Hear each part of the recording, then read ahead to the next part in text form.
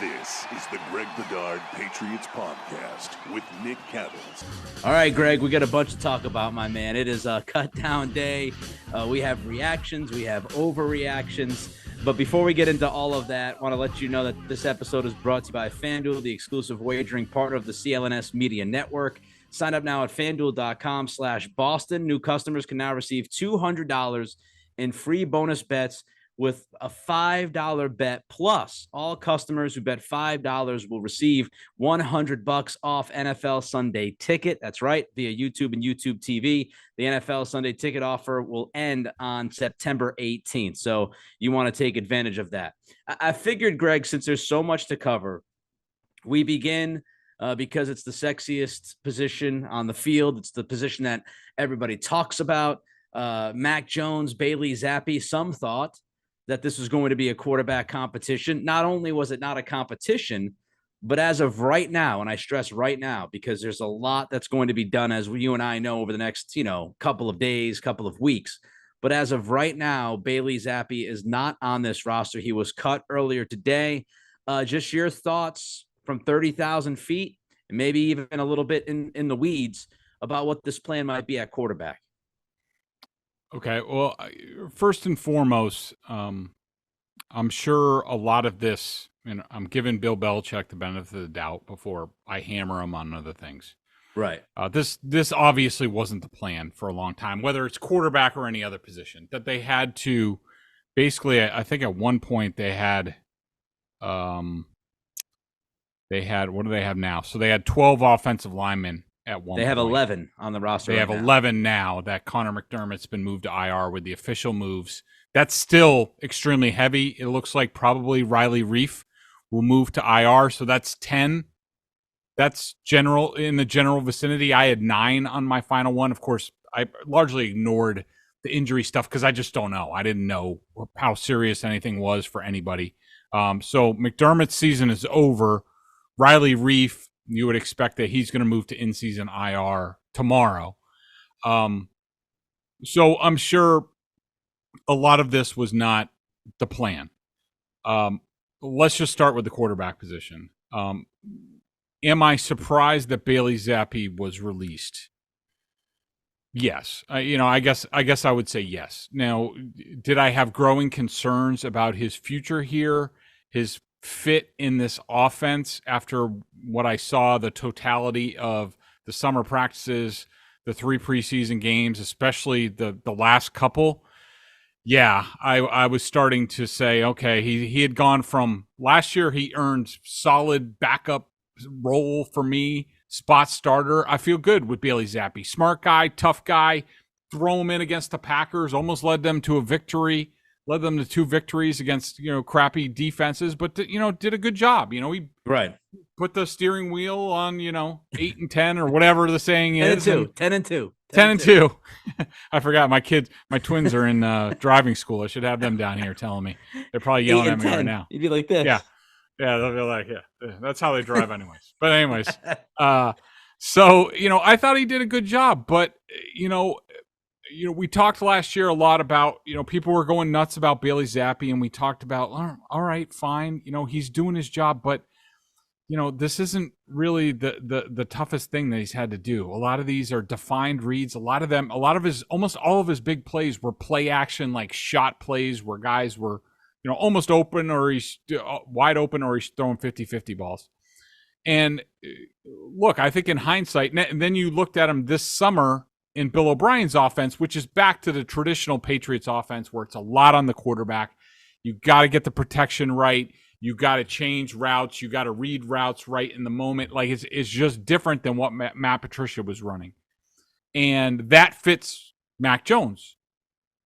I didn't think that it would be an ill-advised fit for Bailey Zappe, but that's the way it looked over the course of the summer, to the point you got through the last preseason game and you're just like, I don't know, can this guy do it? And I think the Patriots had those discussions amongst themselves. Now, do I think that they want Bailey Zappe back on the practice squad? Yes, absolutely.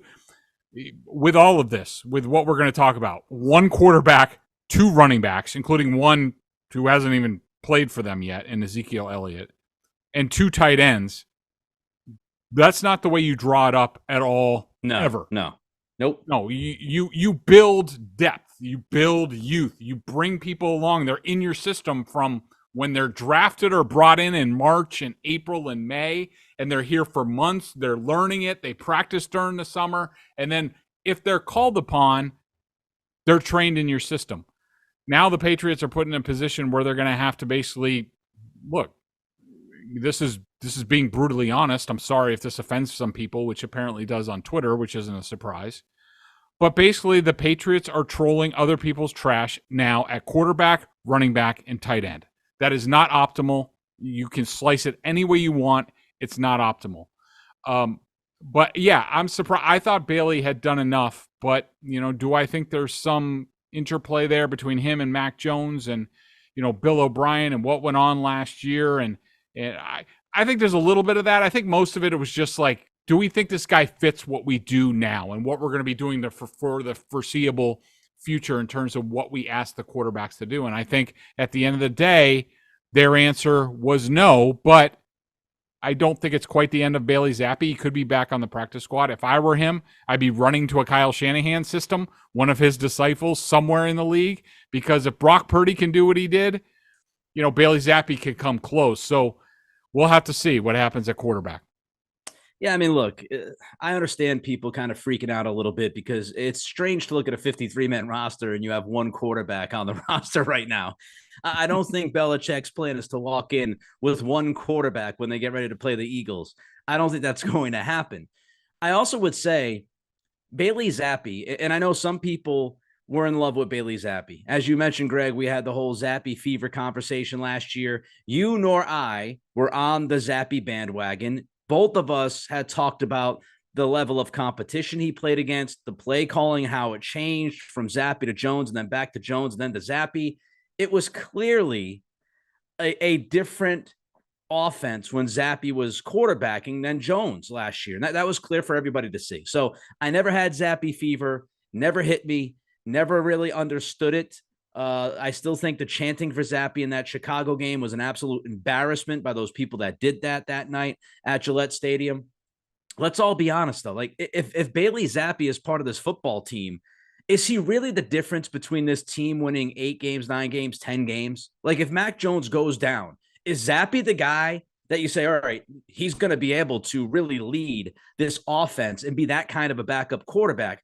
Not to me, not right now. Maybe last year, if you kept the same kind of offense and you handled him with kid gloves again. But as you mentioned, Greg, the way this thing is being run with Bill O'Brien, Bailey Zappe was not going to be that big of a help. He was going to be a body in the quarterback room. So what's the difference? I hear some people bitching about, Colt McCoy or Brian Hoyer or this guy or that.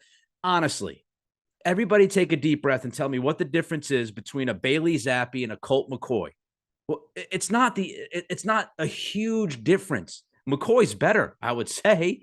And if you feel like McCoy, who has had some kind of experience with this offense with Brian Daboll, he at least has some kind of an idea of what needs to be done. It's just, we're talking about the backup quarterback. And I remember when I was 10, 11 years old, I remember the Michael Bishop conversations. I remember, I'm old enough to remember when Malik Cunningham played good for 6 minutes in a preseason game and people started to lose their collective minds. It's always been this way. It will always be this way. One of the most popular guys on the team is the backup quarterback when the starting quarterback is not universally loved. And that's what happens. But Bailey Zappe being on this team or off this team is not the difference between this team winning or losing. It's just not. It's just not. So whether he gets through and he's on the practice squad or they pick up Colt McCoy or somebody else, it's going to be relatively the same kind of guy you're talking about. This is Mac's team. This is Mac's team. And this team will go as far offensively as the offensive line, which we'll get to in a couple of minutes, and Mac will help lead it. That's as far as it's going to go, is as far as he and the offensive line are going to take it. And if they can stay healthy at wide receiver, it's as simple as that. And people just, this whole Bailey Zappe narrative from the very beginning has been just an absolute joke to me. Let's look at the offense really on the whole. You mentioned this, Greg. And I feel like we need to underline and highlight this point as we talk through this podcast. Mm-hmm. Over and over, you'll hear this a lot. We understand. It's August 29th. There's a lot of time. There are going to be some other moves made. But right now, what I would say is Bill Belichick's roster offensively, it's pretty ballsy. Right now, you have 2 running backs. Right now, you have 2 tight ends. And right now, you have 1 quarterback on your 53-man roster.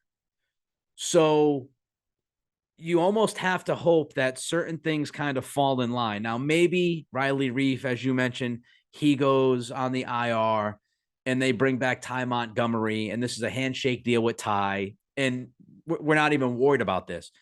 But it does open the door for other teams to kind of sneak in and say, hey, do you want to come join us? It does open the door for a team to pick up Bailey Zappe if they're interested. And now you're trying to scramble and find that second guy if Colt McCoy is not an option, Brian Hoyer.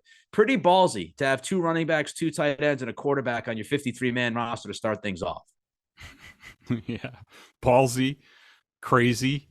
I mean, it's just, I don't, look, I'm sure it's been done before, but I can't recall this. I mean, this is out there. And, you look at it and just so people understand. So, the guys that were waived today, if you are a vested veteran, that means you have 4 years in the league.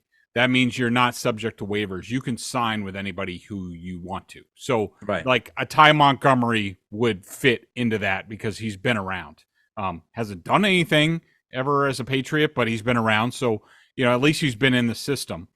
At tight end, I want to say that Sokol or Ferkser is a vested veteran, maybe both of them. So, there is an option there. But, I think the thing that needs to be underlined, and I know, look, people aren't going to want to hear it from me because I've been sort of beating them over the head with it for months, sort of like I was with the offensive dysfunction last summer. But the roster construction on this offense has just been problematic, and it has bottomed out to this point where, like, you don't have a second quarterback. You have Stevenson. You brought in Elliott off the street. There's no other young running back despite drafting Pierre Strong and Kevin Harris just a year ago. Wide receiver, okay. They got 2 rookies that stuck this year, and they look like good picks to this point. Tight end was a position that I think we were both screaming for in the draft. Just draft 1 young guy to get in there and be the third guy to learn, because both of these guys are free agents after the season. And then offensive tackle, we were screaming about offensive tackle either in free agency or the draft. They didn't do any of those things. They decided to go, not even mid-tier, lower-tier free agency with Riley Reif and Connor McDermott and Calvin Anderson, who just came off NFI to practice today. So that's, promising. I mean, I think he's a 3 or a 4. We've evaluated him, but they had to go out and trade for 2 guys in late August in Bedard Lowe and Tyrone Wheatley. I like the film on both guys. I think they both have decently high ceilings. I think Bedard Lowe stands the best chance to starting week 1 at right tackle for the Patriots. He looks like a Patriots right tackle to me. Tyrone Wheatley is more of a developmental, really nice feet, converted college tight end. A lot of upside to him, but there needs to be a lot of work done. But he's the type of guy, Nick, that we talked about in the offseason where I was like, just find a guy in the draft who has traits, who has a chance with development to play at least right tackle early, maybe some left tackle. Well, Wheatley's that guy. I mean, it's better late than never. Would I have liked a guy in May? Yeah, but okay. And, I like what they've done at the interior, but, overall, comparatively to the defense, the offense it's August 29th. And they're searching for major pieces. Yeah, they might be depth pieces, but, we know how an NFL season goes along. This is not optimal for this team when a lot of things need to go right for it. When you just look at the running back position, I think that hits so many different notes that not only you and I have talked about, but many others have talked about, Greg. Like when you look at it, the drafting, right? You drafted Pierre Strong. Seems like you drafted him with the idea of maybe being a different kind of flavor of offense. And then when that flavor of offense went off the rails, he wasn't really the perfect fit for a Bill O'Brien system. He also didn't have the greatest vision. So you spent a 4th round pick on Strong, and you didn't get the guy that you were hoping to get out of that. Look, I know people are going to throw out, Kevin Harris, and I already saw NBC Sports Boston tonight and Trenny talking about, the 2022 draft. First, I'd say this. I'm not going to judge or evaluate any draft 1 year into it. Give me a break. If Jack Jones ends up straightening out and ends up a starting outside corner, and Marcus Jones is out there this year and he continues to get better, I will evaluate a draft about 3 years into it, not a year later. I won't go too high. I won't go too low. It's a year in. Okay. So Kevin Harris, a 6th round pick. It's a lottery ticket. As we talked about with Booty and Demario Douglas, the Patriots hit both on those guys this year, right? He's a lottery ticket. You don't draft a guy in the 6th round thinking he's likely going to make the football team. So Kevin Harris getting cut is not the worst thing in the world. I understand that you look at the 2022 draft, and now with Pierre Strong and Harris, you get a little bummed out, but he's a 6th round pick. But when you look at running back, they've done a good job in the past, Greg, at that position. They really have. Mm-hmm. Damian Harris, yep. Great pick until he started getting hurt, and then he couldn't get on the field. Ramondre has been fantastic. You go through the years. Yeah. Stephen Ridley, all those guys. Ben Jarvis, yep. Green Ellis, they've always done it at the position. Always had somebody, especially at 3rd down back, which is currently a problem. Right. And you look at this, but you look at this roster construction, and when you look at running back, we've talked about not drafting well enough. Obviously, they did not draft well enough with Pierre Strong. We talk about banking on guys who might have sketchy injury histories. We talked about that at wide receiver. We talked a little bit about it on the offensive line. Well, that's what you've done at running back with Ty Montgomery, and it's kind of bitten you in the ass a little bit, right? So now you're kind of left scrambling. You go out there and you sign Ezekiel Elliott, which is fine. I have absolutely zero issue with the signing. I like the signing, and hopefully Zeke gives them a bit of a boost. But now you're looking at it. You wave goodbye to J.J. Taylor because the trickle-down effect of having to keep 11 offensive linemen, because you got a bunch of, 3s and 4s as offensive linemen at the tackle position outside of Trent Brown. So now you're trading for 2 offensive tackles in late August. You don't know what those guys are going to be. Can you keep them on the roster? You got to keep them on the roster right now because you just traded for them 2 days ago. So because you've got to keep 11 offensive linemen because you decided to go cheap with Riley Reif and Calvin Anderson, instead of going out there and finding, even if it was a mid-grade, somewhat offensive tackle, if you brought in a guy like Dillard, who you might have wanted to pay a couple of extra $1 million for, and maybe he would have been able to be your right tackle, you wouldn't have to worry about it. But because you went cheaper at tackle and you brought in Reif and Anderson, Reif looks like a swing and a miss at tackle even before the injury. You can't predict the Anderson thing, but because you had so many moving pieces on the offensive line, and you spent so many picks on the interior offensive line. You drafted Sidney So, who was a guard in college, trying to make him a tackle. Might work. Most likely will have to take a couple of years. So because of the way you approached the offensive line, you had to keep 11 offensive linemen on your initial roster, which led you to have to keep only 2 running backs. And now you're also banking on Ty Montgomery, who has not been healthy. The guy hasn't done much in 3 or 4 years. Is he even going to be able to get on the field? You got Ezekiel Elliott, who's got some tread on the tires. So when Greg and we talk about the offensive structure, can this team be okay? Yes. Can this offense be okay? Yes. But the margin for error is so damn tiny, and it's because of the way that the offseason is approached and how things are structured from, okay, we're not going to go out and get a DeAndre Hopkins because he might cost a little bit too much. So now you need Booty and Pop to maybe pop, no pun intended. Now, if those guys do, fantastic, great story.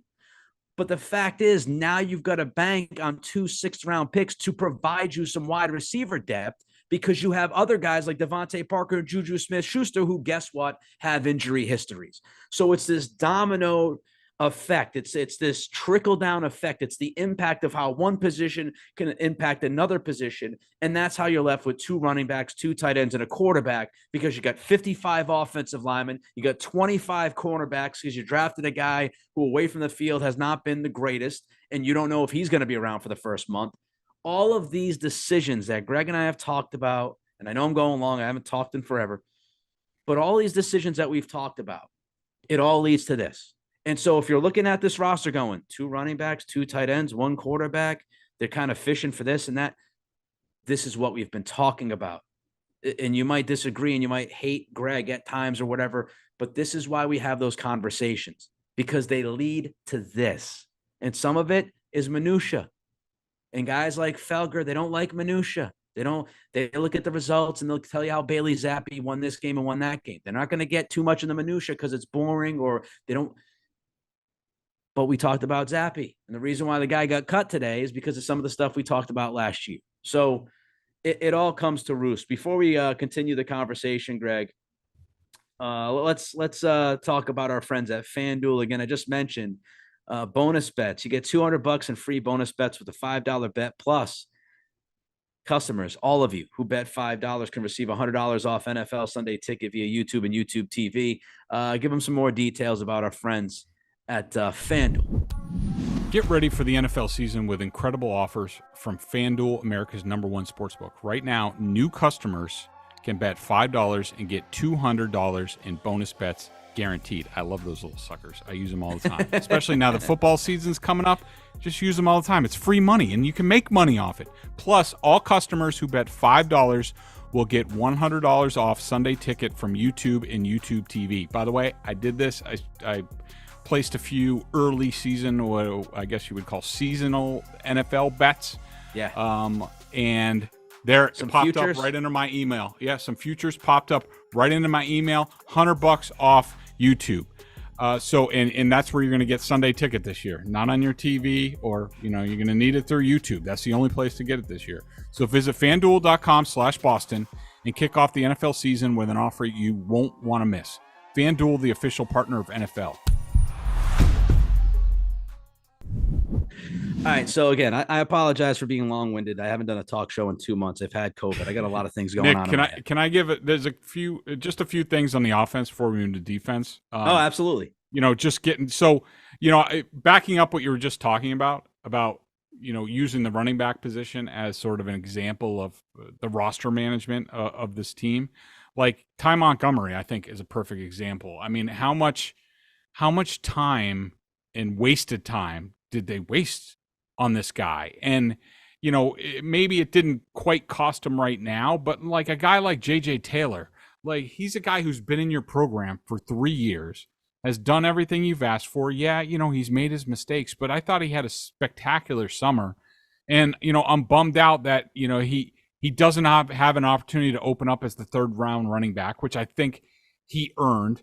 I think one of the reporters said that he doesn't even want to come back to the practice squad here, that he's looking for a fresh start someplace else, which I don't blame him. I mean, if I were him, I would have been like, I can't do any more. From what I thought he was the best player all summer in terms of, basically preseason games. And not everybody plays in the preseason games, but I thought he was tremendous this summer. The receiver position, we haven't talked about Malik Cunningham yet. I put him at Malik at wide receiver on my depth chart. He wasn't much of a receiver this summer. I mean, look, it takes some time. Like, Julian Edelman didn't light the world on fire, but at least he had punt return where Belichick could say, all right, well, he's an NFL level punt returner right now. If you look at Malik Cunningham, he's not an NFL level quarterback right now. He's not an NFL level wide receiver right now, or a special teams player. So it was hard to justify a 53-man spot. He's the perfect guy to get on a practice squad. I don't think somebody else might sign him to a practice squad, and he could be enticed by that, but I don't think anybody else is claiming him to put on their 53-man roster right now. I mean, maybe somebody who's rebuilding like the Cardinals, might do that, but I mean, it is what it is. If you lose him, it's a shame, but whatever. At tight end, I didn't love anybody there. I think Sokol's the best guy to bring back in terms of he can do a little bit of everything, can fill in. Ferkser's more of a smaller tight end, sort of move tight end, a luxury. And then any of the guys that they cut at offensive line, Stuber, I feel bad for him because he had to play left tackle, and there was no chance he was ever going to be a left tackle. I would have liked to have seen him get more of an opportunity at right tackle. Maybe he had a chance there. Vanterpool was a kid they signed from the CFL or USFL late. Bill Murray had some injury issues. I bet you he's back on the practice squad. Bill loves him. Same with Cody Russi. Murray was starting at right guard early on in camp, but once they put pads on, he really struggled. Cody Russi definitely has some upside. I like Russi. Would like to see him back. Chasen Hines flashed at times. He had some good reps in the last preseason game, especially run blocking. James Ferentz is a guy who might have a job here until he retires. Because he can do so many things. So he could be back on the practice squad, but those are sort of my quickie thoughts on the offense. A couple of things. And Ferentz will end up coaching here when he's done playing. He'll just stay here forever. Couple things here. Not much surprised me on the offensive side, honestly. I thought that maybe JJ Taylor would make the roster and you'd have 3 running backs. I think he deserves it. Greg, I agree with you. It just, for whatever reason, it seems like the Patriots brain trusts just doesn't have the love or the passion for a JJ Taylor, and he's just not consistently going to be on this roster. It seems like they made up their mind already. And it's a shame because I thought he played well enough. And I've read everything that I could possibly read about practices and everything. And if there was going to be a year, it was going to be this year, but they've kind of made up their mind on the player. And he is what he is. He's nice to have around on the practice squad. And if I were him, I'd be looking to get my ass out of here, honestly. Let me go somewhere else where I might have a chance of actually cracking the roster and staying there instead of playing these games all the time. And he has real good film out there now after this preseason. Yeah. Real and good. So, the Zappe thing was the most surprising thing to me. I'm not surprised by Henry and Gesicki being the only 2 tight ends on the roster right now. I'm happy they kept 6 wide receivers. Did they, should they be in a spot where they have to? Probably not, but I'm glad they didn't risk it with Booty. I think Booty's played well enough and practiced well enough that he probably would have been scooped up with his early pedigree at LSU. So I'm glad they kept him, and Pop's been great from day one. So I'm glad they kept 6 wide receivers. And honestly, the offensive line, look, I know I just bitched and vented. But when you look at it, how this falls together, if there's going to be a lot of ifs, if Trent Brown is fully invested and he seems to be better off in that category than he was at minicamp over the past few weeks, he still has been in and out. But if you get Trent Brown being the best Trent Brown, if Calvin Anderson, who, by the way, sounded like it was a pretty serious and scary health situation with him by what he was telling the media today, if Calvin Anderson is going to be healthy and be out there as like a swing guy, if Owenu and Strange are going to be healthy, and we love David Andrews, this offensive line is actually not that bad. If it's healthy, if those things go well for you. You got Wheatley as a developmental guy. You got So as the developmental guy. You got Lowe, who I read Greg's stuff on. He mentioned him a little bit earlier. Seems like he could be a nice depth tackle here, maybe the 3rd, 4th guy. So when you look at it, Mafi's had a pretty decent preseason given his experience level and making the jump from college to the pros. Yep. Greg likes Jake Andrews a lot. So all in all, the offensive line, again, if healthy and if they're fully invested, isn't bad. It's solid. It's solid in at least 4 of the 5 spots. You're still looking at right tackle trying to figure it out. So, I think offensively, this is really what we've talked about. The ceiling to me is not super high. The floor isn't very low. If they're healthy, they'll be good. Can they explode when they need to explode? That's the question. Can their wide receivers stay healthy? That's the question. Can their offensive line stay healthy? That's inevitably the question. All right, let's jump to the defense. And again, hopefully Calvin Anderson's good health-wise, because it does sound like he went through a pretty serious deal there. Hopefully he's healthy. He seems like he's in a great mood right now and a great headspace from what I was reading. And, he could help this team offensively on that line.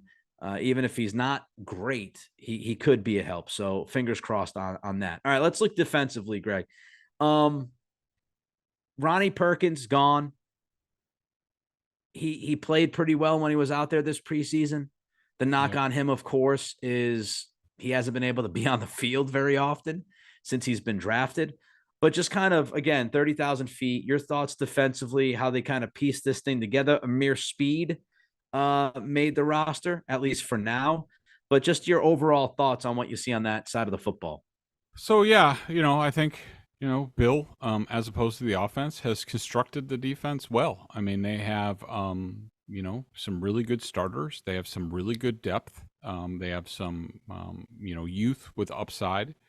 Not a whole lot of surprises here on that side of the ball. I guess in terms of the front seven, the biggest surprises somewhat was Carl Davis getting released and Sam Roberts being on.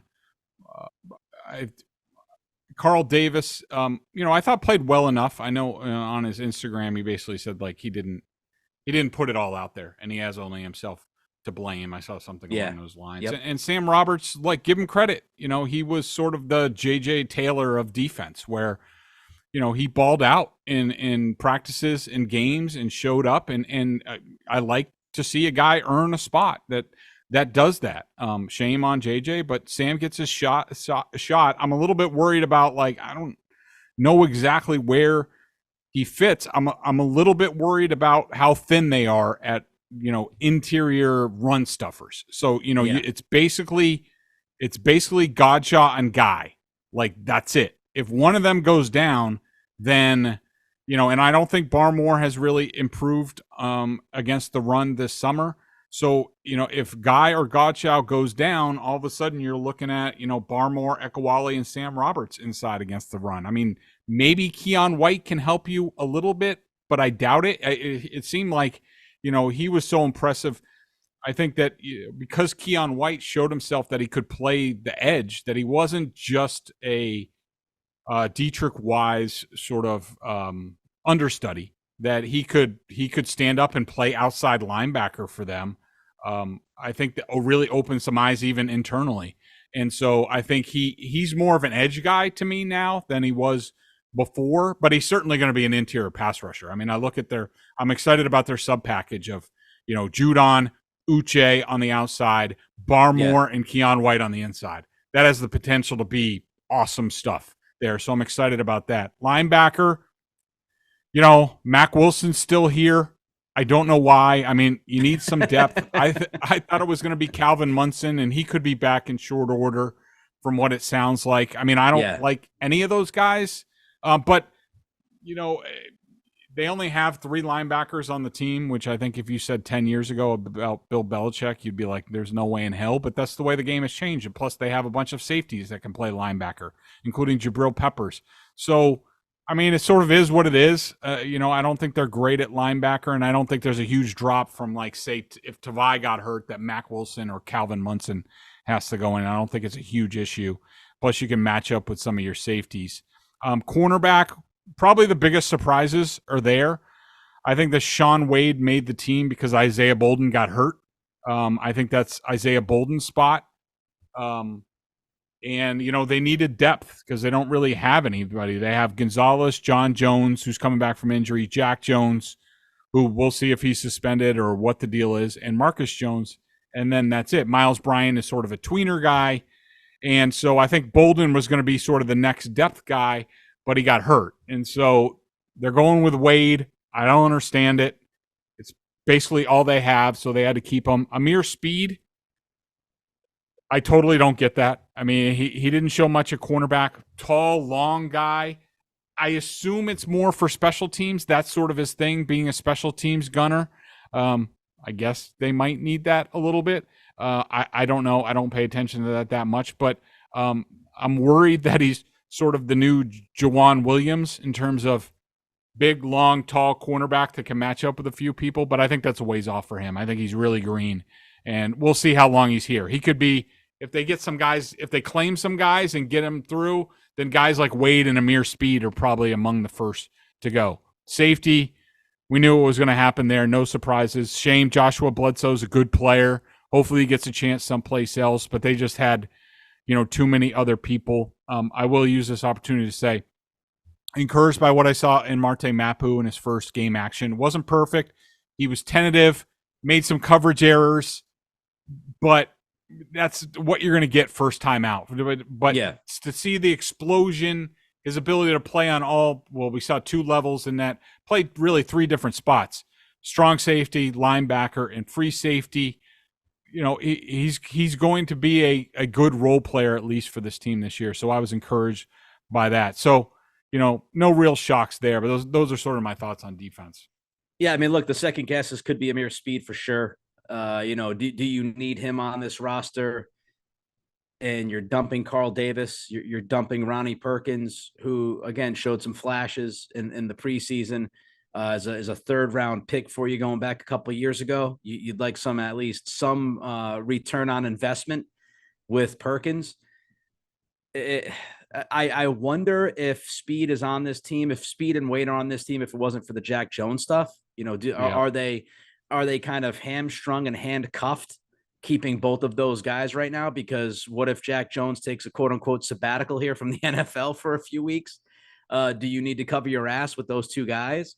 And then, like you said, Bolden going down, I'm sure changed some of that math as well. I would imagine, Bolden would be there instead of Speed or Wade. One of those 2 guys would not be on the team. So the Jack Jones thing, again, the trickle down effect, the impact of that, and the questions about him. But defensively, I think this team's going to be good. And I think this team could be really good. I do have some concerns about the run defense. I'm hopeful they find a way to bring in another big fat guy in the middle to kind of help stop the run there. They got pushed around a little bit in the preseason at times there. So I do have some concern with the run defense as far as up front. But look, they've got talent on that side of the ball.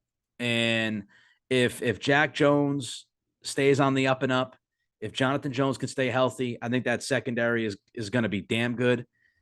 And, I just think Uche and Judon and Keon White and, Anthony Jennings, who really kind of showed out. I know it's preseason. You can only take so much from that. But, Anthony Jennings had a really good preseason in camp. So they've got the talent. It's just, can they stay on the field, and are they going to be able to stop the run? That's and they have Nick, and they have depth too. Isn't that something? Yeah. Yeah. And not every team is going to have depth, not everybody's going to go 3 deep on every position. I understand that. But when you go through offensively the questions and you go through defensively the questions, it's rather obvious where the strength of this team is. And we've talked about, can this team be a top 5 defense in the league? Yes, it's going to be tough with this schedule, with the quarterbacks they play, but do they have the talent? Do they have the brains? Yes, they could be a top 5 defense. They could be a top 3 defense in this league. You're still going to have to score some points, and you're still going to have to be healthy on the offensive side. And I think those questions, the offensive line with the health issues, and wide receiver with all the health issues, and even tight end. Hunter Henry has had, some ups and downs in the past health-wise, and Gesicki got hurt already in this preseason. They got to stay healthy, man. They got to stay healthy offensively. Defensively, you feel like they could figure a way if a couple guys go down. Offensively, it's much tougher. I am excited, though, about Booty and Douglas. I am. 2 young receivers that I think Patriots fans can actually be somewhat optimistic about and look forward to developing. And that hasn't been a thing in a while, right? Malcolm Mitchell was a guy. His knee injuries kind of took him out of the league. I thought if he was healthy, he would have been tremendous in this offense for a long time. It's been a bit since you've had not 1, but 2 wide receivers who are young and have shown some potential. And that should be an exciting thing for Patriots fans. It really should be. The other thing that we haven't talked about, Greg, as we jump down to specialists here for a moment, we know Belichick loves his specialists. We know he loves his special teams. You could put Amir Speed certainly on special teams if you'd like, if you want to take him out of that corner spot. You have Slater, Board, Schooler, and Amir Speed. You got Cardona, no shocker there. Baringer, no shocker there. He makes the team. Baringer bombs is an absolute thing in games. But we haven't got to kicker yet. So Nick Folk gets traded to Tennessee for a 7th-round pick in 2025. So if you all want to write that down and wait for that big-time pick in 2025 in the 7th round, and now watch, it'll end up being Edelman or some shit. But Nick Folk goes to Tennessee, which gives the rookie, Chad Ryland, the job. Just your thoughts. Did you think that they would – let me ask you this. Do you think they entertained keeping both kickers, or was that kind of like one of those media things that, we kind of fell into talking about? And do you think they made the right decision by picking the rookie over Nick Folk, who I tweeted this today? Shout out to him. This should not be the case. None of us that are football fans should ever be relegated to say, man, I love Nick Folk. I love that kicker. But with the issues that this team's had scoring, Nick Folk was legitimately one of the highlights of this football team the last couple of years. So shout out to that guy who was dependable. But your thoughts? Yeah, and I agree with you. I mean, he guy came in here and he's basically automatic from inside 45 yards or inside 50, for a long time here. And, I know there's a lot of trepidation about moving on from a guy who is automatic like that. The way I saw it this summer, I thought they were pretty even. Ryland obviously has the bigger leg. He can kick off more. I think Folk's range was being more and more limited. And I think, look, they made their choice. This is a kid who I think was, 9 of 9 at Maryland, under 40 yards. Like we said, can kick off. They targeted this guy. They traded up with the Jets to take this guy.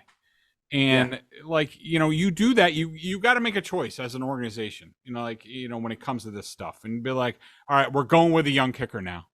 Folks done a great job, but we got to do this. And, they did it. They targeted him. They drafted him. He wasn't terrible or anything. So you just got to burn the boats and you got to move on. And I do think they entertained it. Bill probably thought up a bunch of crazy shit about having 2 kickers and maybe 2 punters until somebody slapped him across the face and, he woke up. But, I think at the end of the day, they weren't going to get crazy with it. And I thought they made the right choice. I thought there would be some market. I thought it was going to be better than a 2025 7th round pick. But, it is what it is. And Vrabel got a good, steady kicker.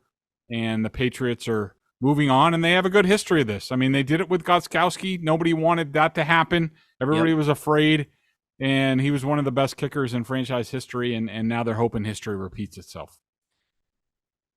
I will say, RIP to my fiery take I was going to have if they kept 2 kickers, because I was ready to burn the village down if that happened. I was ready to light the fires. I was ready to riot if they kept 2 kickers.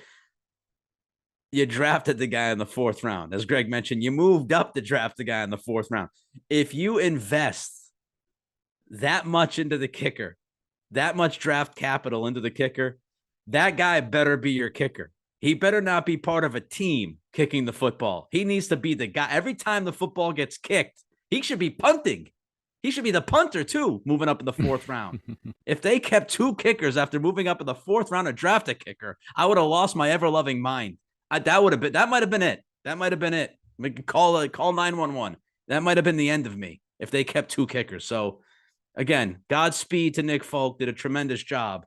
But yeah, you drafted the guy in the 4th round. You moved up to draft him. You keep the damn dude on the team, and hopefully he pays off. And Belichick does. He's got a good track record with cornerbacks for the most part. He's got a good track record with kickers. So hopefully this one works out as well.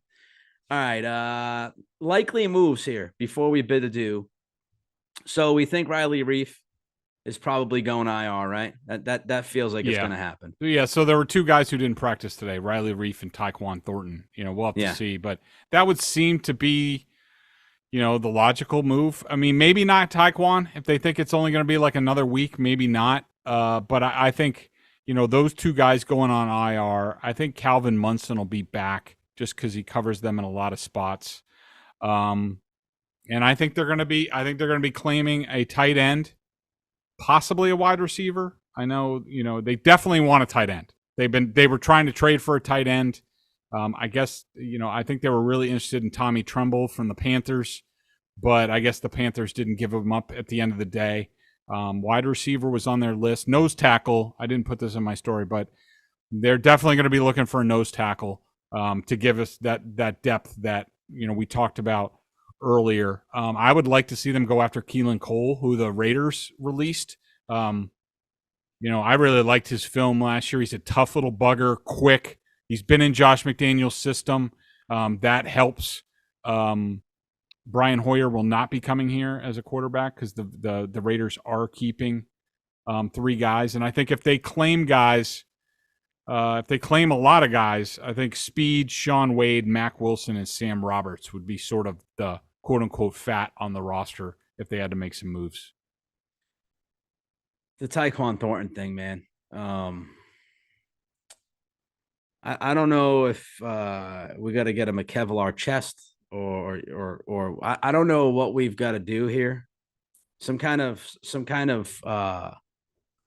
protection beyond just pads, because when his upper body hits the turf, he snaps like a Triscuit, like a Dorito, and that's just not going to help the team. So I watched the guy and I'm like, the tools that he brings can be exciting, but the first time around, he gets hit, his clavicle breaks, then he dives for a football, makes it really is just apropos of Tyquan Thornton's story so far with the Patriots, where like he makes a spectacular catch, but of course he gets hurt making the spectacular catch. And I don't know if this guy's going to be able to stay on the field without putting bubble wrap around him, which would, I think, hinder his speed.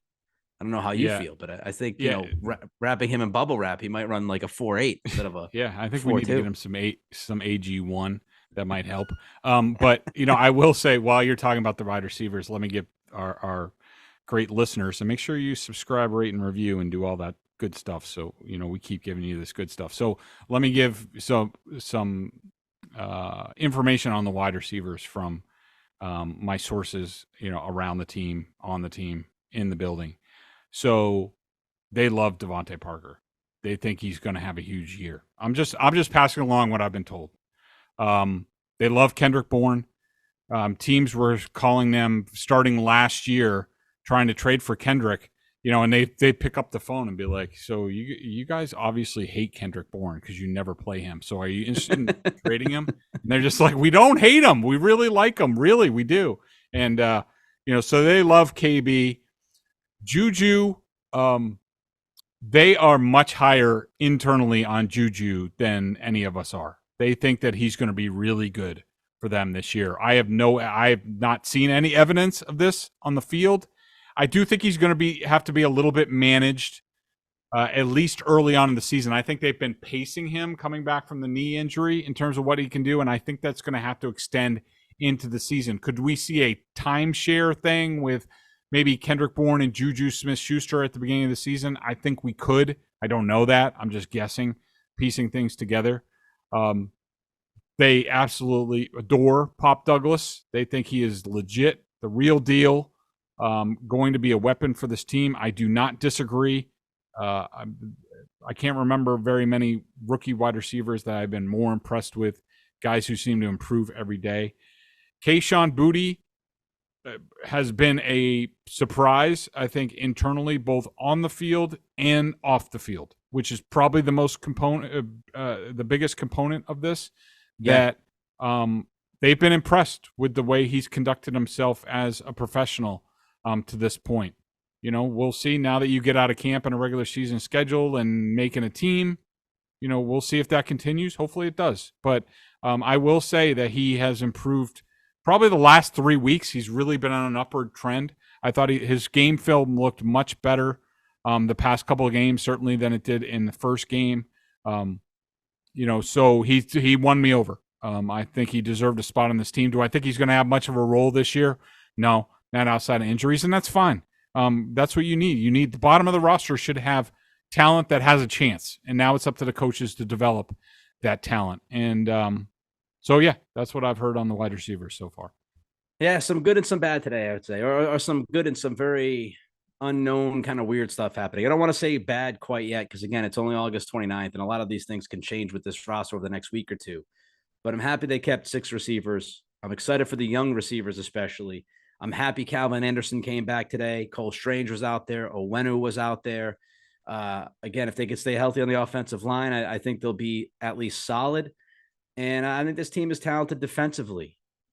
Of course, they got to figure out the backup quarterback position, which I don't know. I would have to imagine again that Bill Belichick is not going to play with one quarterback this year. You got a dartboard in there that you can throw some darts at. See, I have a dartboard. It's not up yet though. It's not. Okay. We're still moving in. The COVID slowed things down a little bit, but anyway. So that's it. We went long. We went long tonight. I knew we would. A lot of stuff to get through. But we'll see. We'll see what happens over the next couple of days. We'll see if Riley Reiff is IR bound, which many of us think he is.